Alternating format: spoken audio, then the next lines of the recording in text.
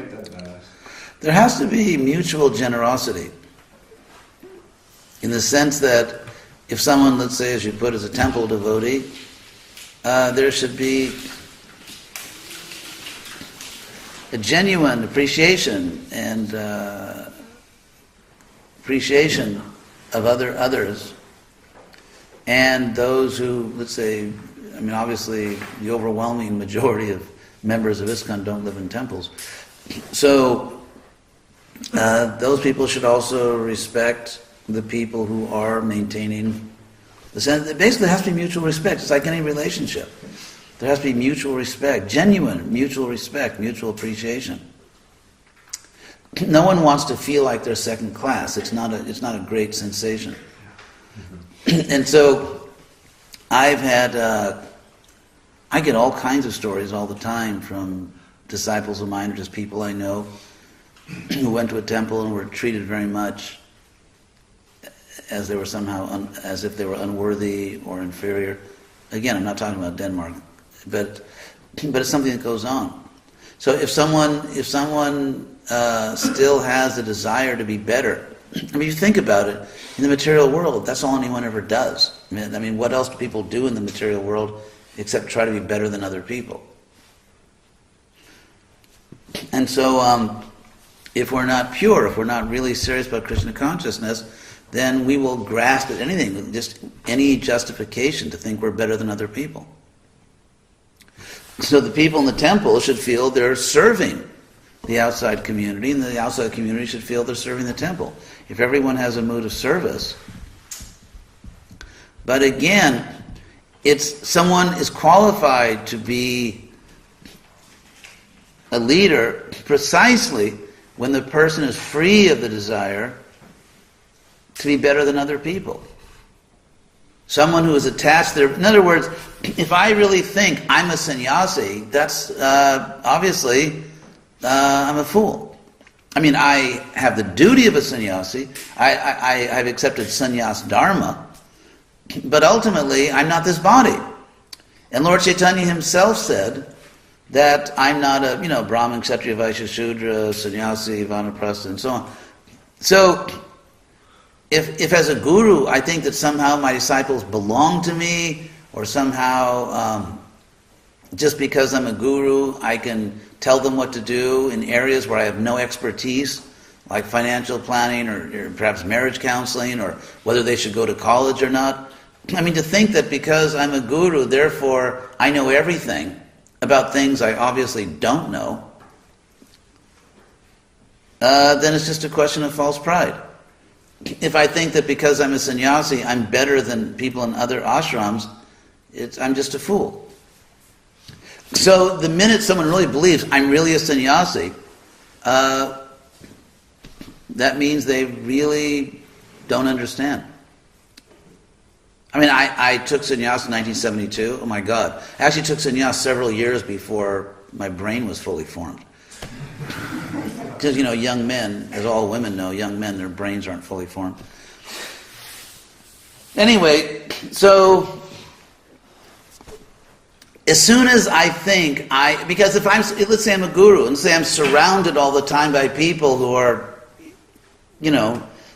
offering me respect, and it's just basic Freudian psychology.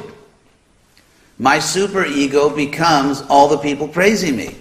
And so I believe it. I really believe that I'm this great person. I really believe I'm a guru. Because if 24/7, if all the time I'm always in this role, I'm a guru, I'm a sannyasi, at a certain point, if I'm not really mature, I cross a line, I start to believe it.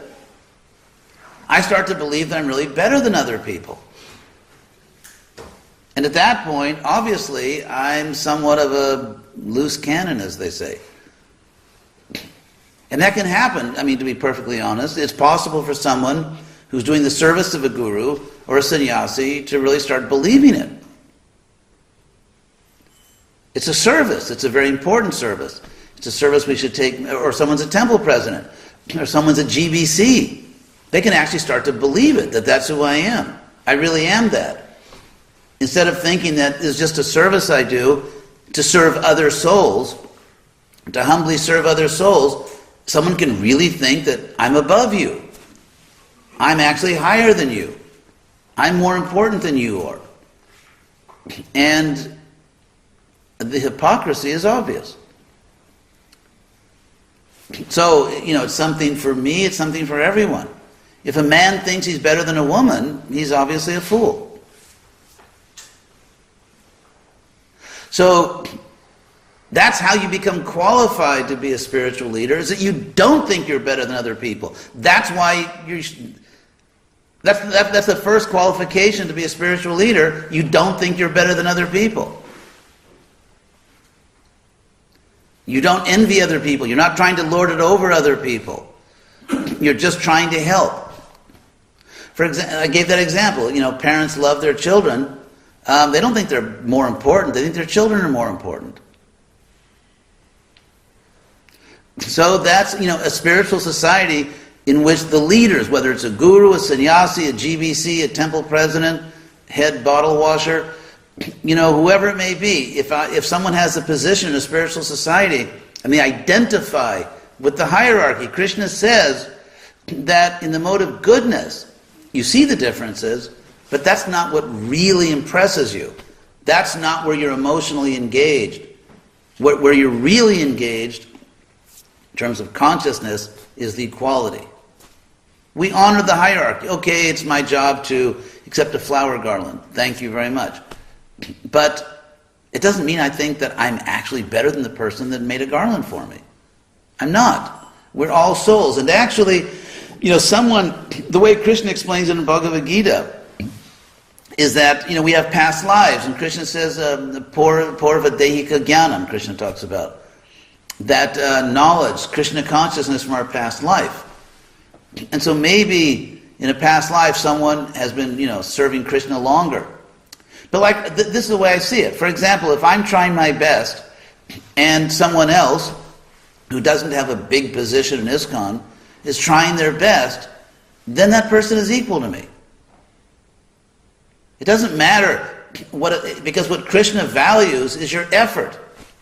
Or there may be a devotee that has no position in Iskcon, but at a given moment they may be trying harder than I am. In that sense, they're pleasing Krishna more than I am, despite all my titles. Prabhupada actually taught me that lesson. I told the story the other day. I was in Lithuania. I mean, that's not when this happened. Prabhupada never went to Lithuania. But I told the story in Lithuania about what happened with Prabhupada. I was in New York with Prabhupada, and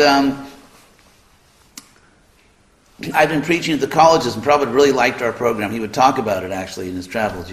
He would talk about our program with Satsrupa preaching in the universities in America. So I went to see Prabhupada, and he was really jovial. Prabhupada always joked with me, but I was so grave and serious. Oh my God, it's Prabhupada that I couldn't really get into the jokes. It's like Prabhupada was trying to draw me in a more intimate relationship, but I was so reverential at that point. So when I walked into Prabhupada's room, he was sitting there. He just finished breakfast, and he was very jovial. And he said to me, sort of with this mock, this dramatic tone, he said, "Oh, Hridayananda Goswami, you are traveling and preaching. I am simply sitting here and eating." Anyway, so then we started talking. Prabhupada started about my program, and he really liked it. And I was, of course, ecstatic. Prabhupada really appreciates me, so I went back later that afternoon to get more attention from my spiritual master.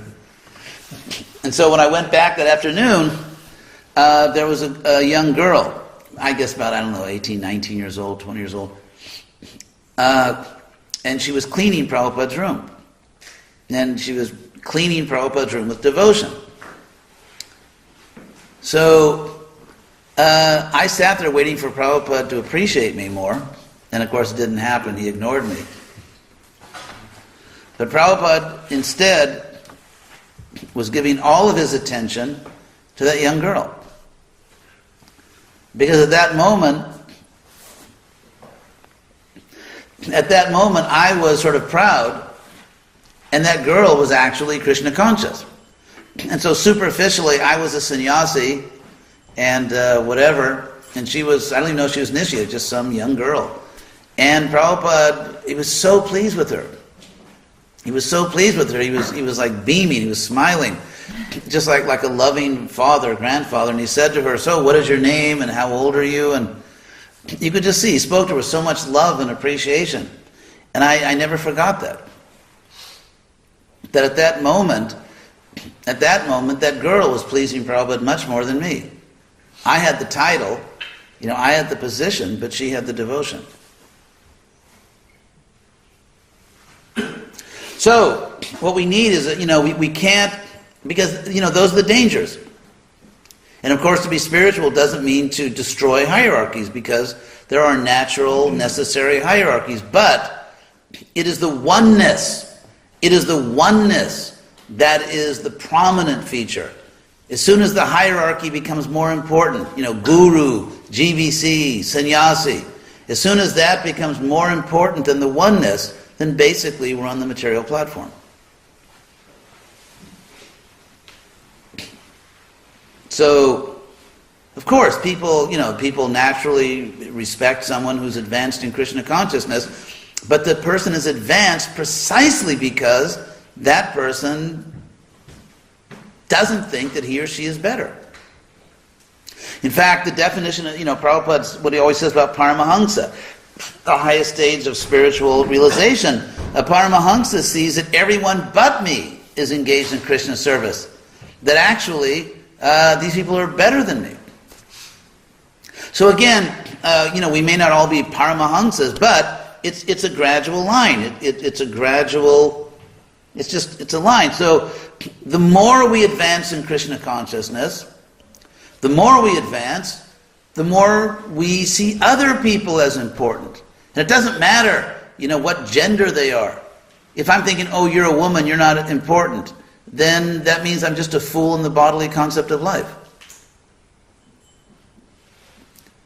And Krishna actually says in the Bhagavad Gita that, he says it again and again and again, that your duty is born of your nature. Subhava jena konteya, nibatak svena karmana.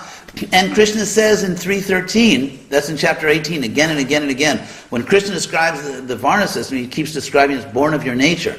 And then in 3.13 he says, Sadrasham cheshtate swasya prakriter, jnanavanapi. Even a jnanavan, even an enlightened soul, will act according to their nature. Prakritim janti bhutani, creatures follow their nature. Nigraha king karishati, what will repression do? So to deny a man or a woman service born of their nature is to become an obstacle to their spiritual life. Because as we know, we cannot control our senses, we cannot be Krishna conscious unless we engage our nature. Krishna says, it is dangerous not to serve according to your nature. So if I force someone to do another's duty, I am forcing them into spiritual danger in the name of, protecting Varnashram. If a woman has particular abilities and I deny her the opportunity to serve Krishna according to her real abilities, I am forcing her into a dangerous situation. Rather than protecting the woman, I'm actually endangering the woman in the name of protection. It's like that funny movie, Invaders from Mars, where the Martians, are chasing the humans and shooting them and saying, no, we come in peace. So in the name of protecting women, one can actually ruin the spiritual life of a woman by not allowing her to serve Krishna according to her real abilities and her real nature. This is not, I'm advocating some wild Amazon army of, Vaishnavis or something. It's like these wild, irrational fears that somehow this evil will be unleashed on the world.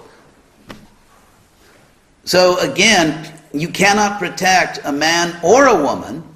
And the same thing for men.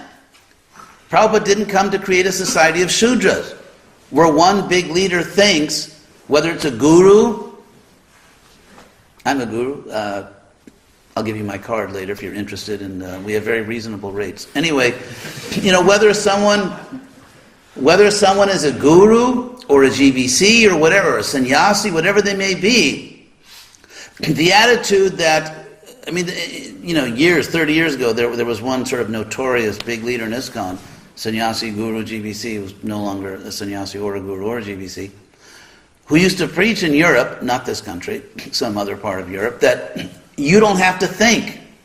You don't have to think. I'm thinking for you. I had a temple president tell me that in the United States. I gave a class which is only like mildly intellectual. And this temple president actually told me in front of Prabhupada's Vyasasana, I don't want the devotees here thinking. I just want them to work. That's his conception of a Brahminical society. So, I'm not attacking any individual. I'm just saying, whatever position, whether you are a husband, or whether you are a mother, or a guru, or a sannyasi, or a GBC, or a temple president, no one should use their authority to lord it over other people. As we know, even in the material world, they have the idea of the servant.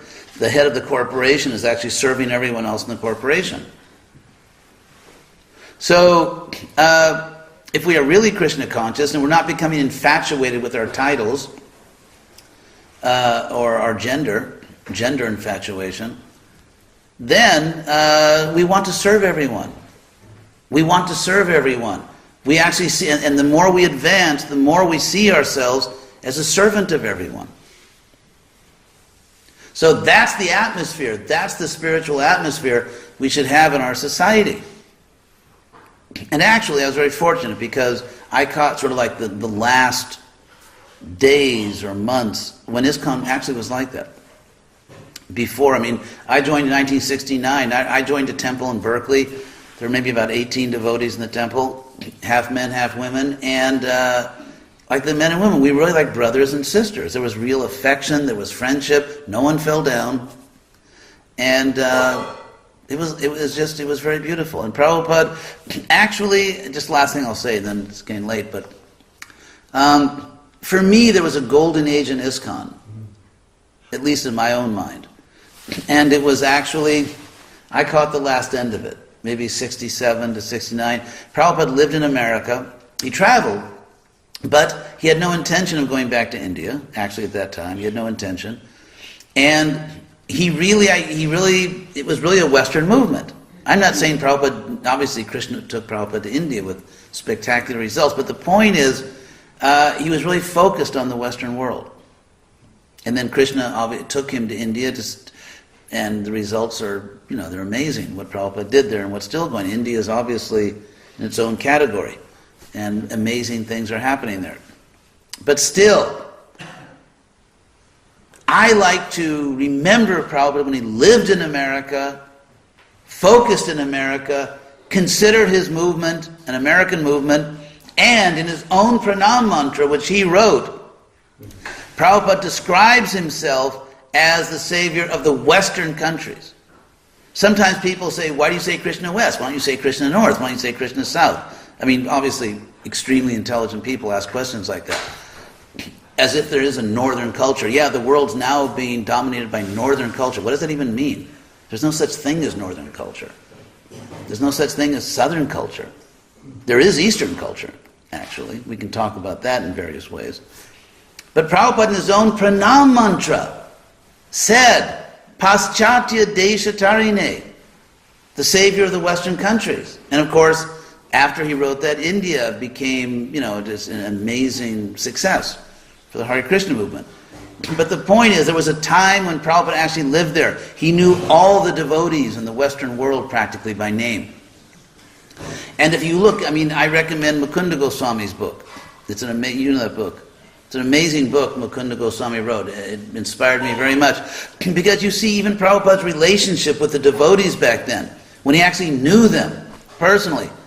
And he actually took the role of the spiritual master, and as far as the details of how to spread the movement and all that, he trusted his intelligent Western disciples to figure it out. Figure out how to save your country.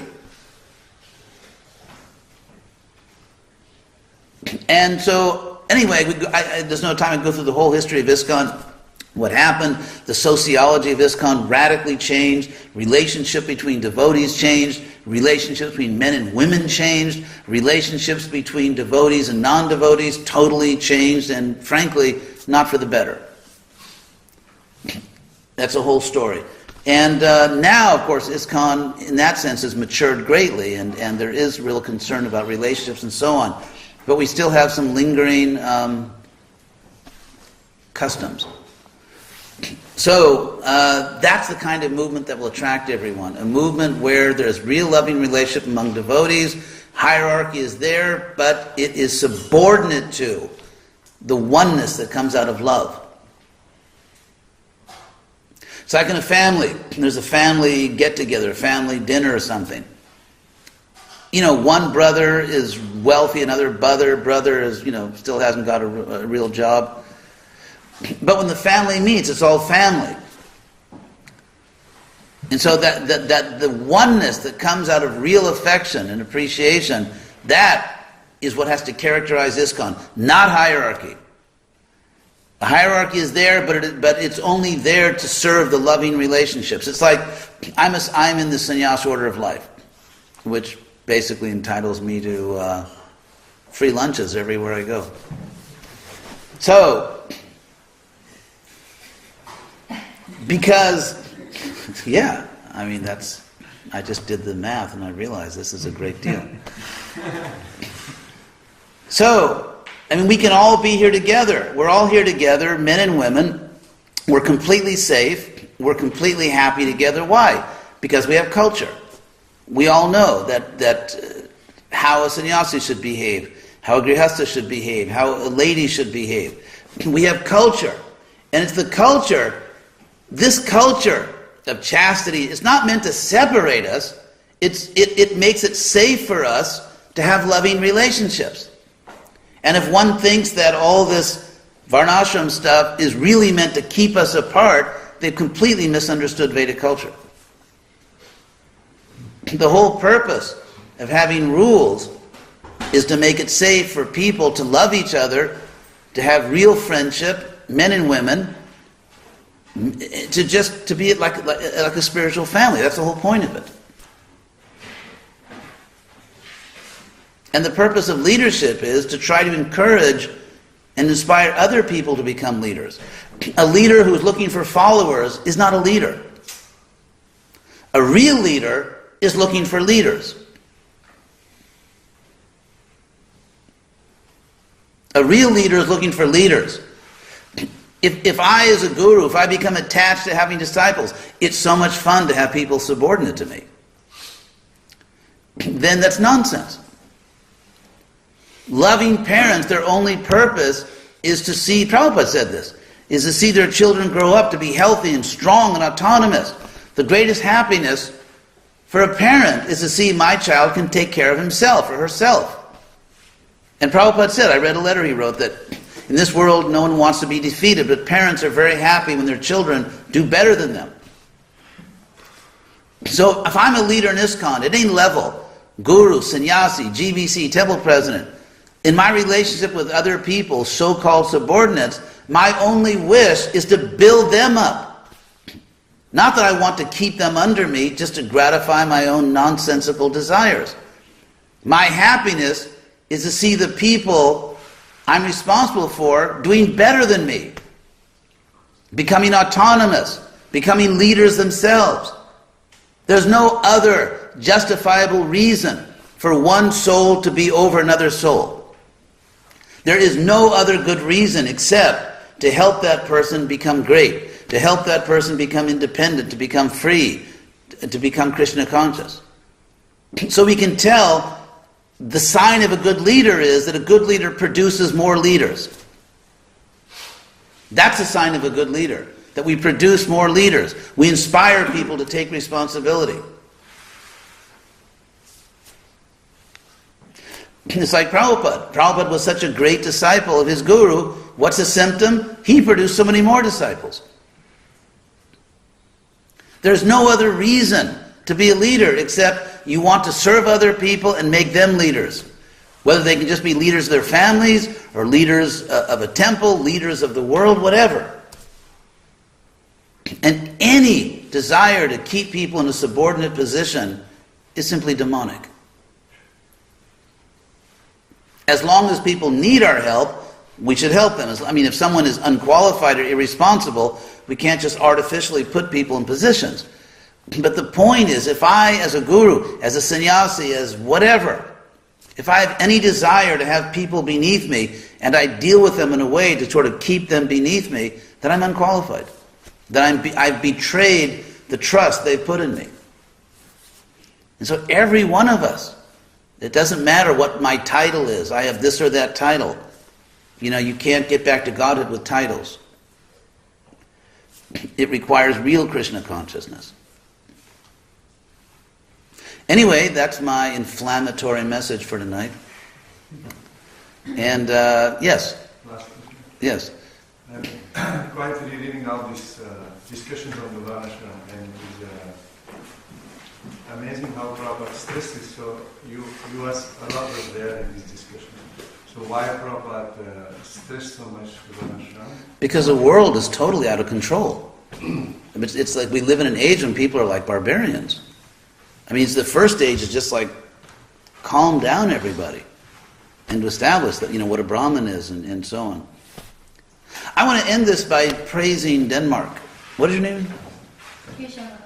Keshav. Yes, I asked you to go to Denmark. Denmark's a great country. I've been traveling around Europe, and it's fascinating for me because, for one thing, I'm sort of a historian, and Europe has always fascinated me. Denmark was voted to have the best government in the world in terms of honest government, happiest people. So, I mean, Denmark is actually, even in terms of material life, it's a model for the world. And so why not Iskcon be a model for the world? I mean, this is a great country.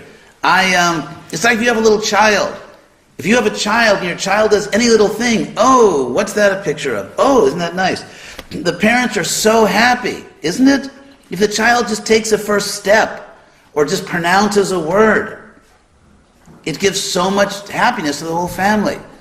So rather than engage constantly in one of, you know, our favorite pastimes, smashing the, you know, the non-devotees, and they're degraded, they're this, they're that. I mean, they are.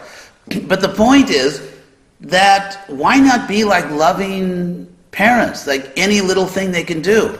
Why not give credit to the fact that the government of Denmark is 100 times more Vedic than the government, say, of India?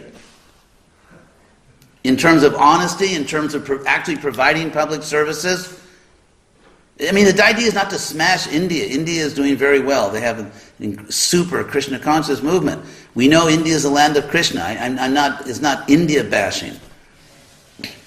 But why don't we see that in a country like Denmark, there is Vedic culture? Obviously, there's a lot of non-Vedic culture. I mean, there's a huge amount of non-Vedic culture, but the fact that people here respect each other. I was just reading today an article saying, why are people in Denmark so happy? And so they actually studied that, professional psychologists analyzed it. One of the reasons was because Danish people, in general, not everyone, but in general, they're nice to other people. Even if they don't know them, they're nice to other people. It's not like typical in third world countries, if you're my family, if you're my friends, I'll do anything for you, and if you're not my family or friend, I'll do nothing for you. Even if you want a government service, which you are legally entitled to, you have to pay me to do it.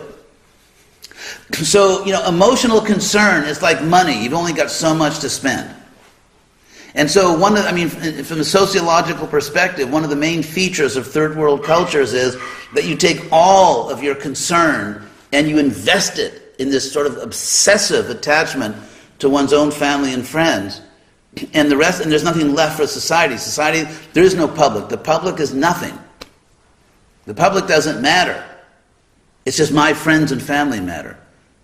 Whereas in more developed countries, in some ways more developed, there's real concern for the public.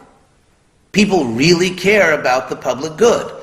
And therefore they have a government that provides public services. All that is very Vedic. Prabhupada describes it in the Nectar of Devotion, where he says that love is like light, it expands. And so, you know, the fact that people really care, like you follow the rules. Why? Because it's your duty to the public.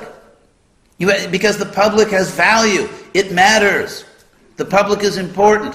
Even if you don't know the people, even if it's not your family, Even if it's not your friend, they are still important.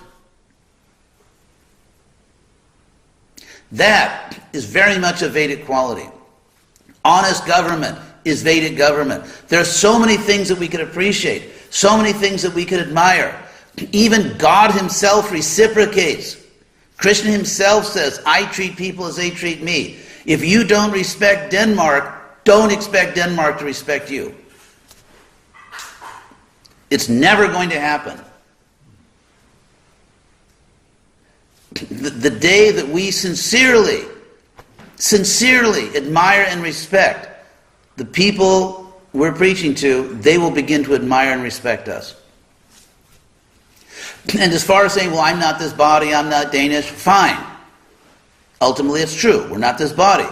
At the same time, it would be silly to say we don't have a human dimension to our life. And in Bhagavad Gita, check this out.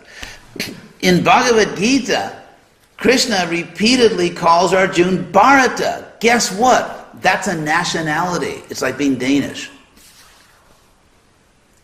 Krishna constantly calls Arjuna Bharata, Bharata Shrestha, Bharata Arshava. That's a nationality.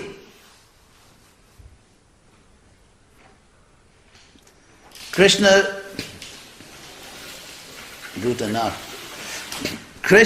showed respect for Arjuna's nationality. That was a country. So yes, we're not this body, that's true. But at the same time, if you don't feel solidarity with the people of this country, they will not feel it with you.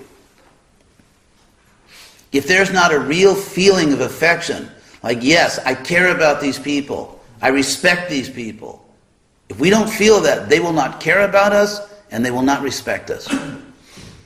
It may make us feel good to, constantly talk about how bad non-devotees are. Maybe it does something for us psychologically. And we should be aware. I mean, obviously we have to know that certain things are wrong. But it's not very promising for having a relationship of mutual respect and admiration with the people we're trying to save.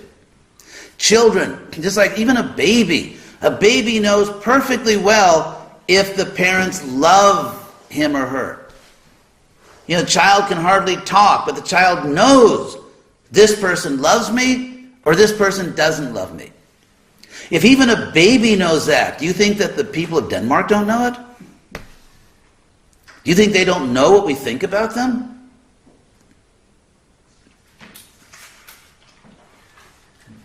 They don't know that we think that everything they do is inferior. You guys don't know how to dress. You don't know how to do anything.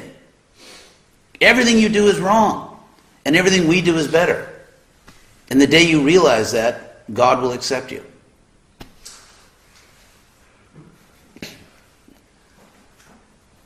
It just doesn't work that way. And again, the more we go to the Paramahansa stage, the more we feel that they're actually somehow, we admire them. We feel that, you are closer to Krishna than me. I mean, it may not be technically the case, but that's the emotion of an advanced Vaishnava. If you read the Jaiva Dharma by Bhaktivinoda Thakur in the beginning, where I forget the name, but that person goes to his guru. And the relationship between guru and disciple is not like this hierarchy, like you can't breathe unless I tell you to. It's not like that. There's mutual respect, mutual affection. Anyway, hope I haven't offended too many people. So, last thing, then we have to end, yes? Maharaj, very important thing for me. You are speaking that the past is existing in our emotions and future similar. But if we will understand that we are in present and Krishna is in present with us, so how to, and if we can, to, cut off or abandon these emotions connected to the past or future, and that but We have to become absorbed in serving Prabhupada's mission. And it's our responsibility to Prabhupada to figure out a way to make this movement successful. When I went into Prabhupada's room, because we were having success in Latin America, I'd walk in his room, the first thing he would just say, how many temples did you open? How many books did you distribute? How many devotees? It was like this ecstatic relationship. We have to figure out the way. Prabhupada said modern society is a headless body. The problem is that Iskcon, the devotees, are a disembodied head.